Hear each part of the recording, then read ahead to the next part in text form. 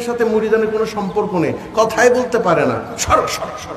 এই পীর আমাদের দরকার না। আমি পীর ধরেছি কারণ আমার মনের দুঃখান কারে কই বুঝাইতাম, দরদি কই, যারে বলি করে অবহেলা, এরা সবাই অবহেলা করবে, তুমি করবে না বিদায় তো তোমার কাছে এসেছি, ঠিক না বেটি?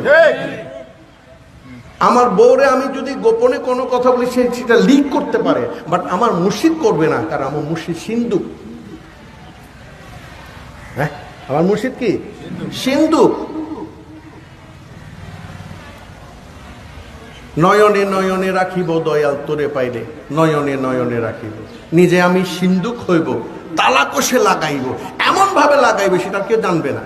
যেমন হুযায়ফা রাদিয়াল্লাহু তাআলা আনহুকে আল্লাহ রাসূল মুনাফিককে সেগুলো শিখিয়ে দিয়েছেন, জানিয়ে দিয়েছিলেন। হুযায়ফা চলে গিয়েছেন কিন্তু আল্লাহ রাসূলের সে বাণী প্রকাশ করেন নাই। আলী মুর্তজার সাথে কানে কানে কথা বলতেন, কিন্তু কি বলেছেন এখনো পর্যন্ত কেউ জানে।